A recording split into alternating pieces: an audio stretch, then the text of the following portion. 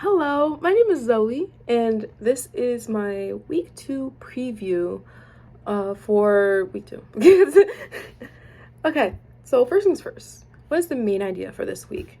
The main idea is Newton's second law, and it is a law that describes the relationship between the acceleration of an object with some type of mass and the net force acting upon that item or object.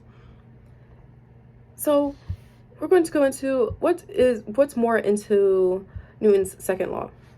Well, it's more like it's a law that's a theory, but it's also a principle of nature. When something is a principle of nature, it is a law that can never be broken. What that means is it's going to happen all of the time, every day of the year, probably every hour, every minute, every second. So no matter what, somewhere Newton's second law is in the works. So what did I not know? Well, this is my first physics class and probably the first time ever I really had to think about this subject. So everything that I'm learning right now, besides, because I already knew what net force was, everything else is completely new. All of the drawings and diagrams and how things are interacting, it's all new. And if I did do physics earlier in my career, I didn't know. It probably just wasn't explained to me at that time. So yeah. Was there something in the lecture that sparked my curiosity? For me, it was all of the different notation. Because for me, it's kind of confusing and it's really difficult for me because I've never seen it. It's the first time. And when I think of certain things like position, I don't think of R. I think of P. So, what I did to, I guess, help further my thoughts or my understanding of how things are written was I watched a few Khan Academy videos.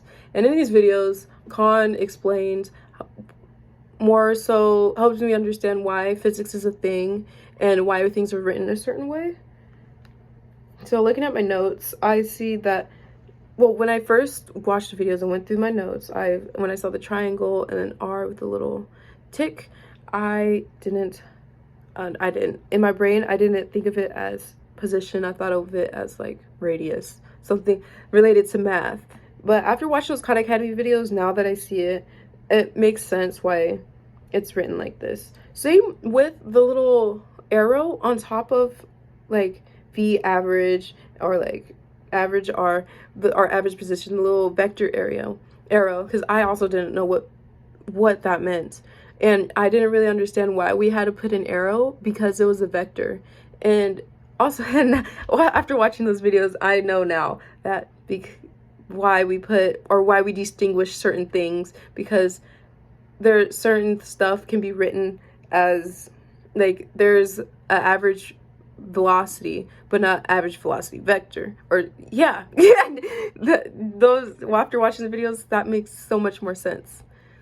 So thank you for watching my 2-week preview.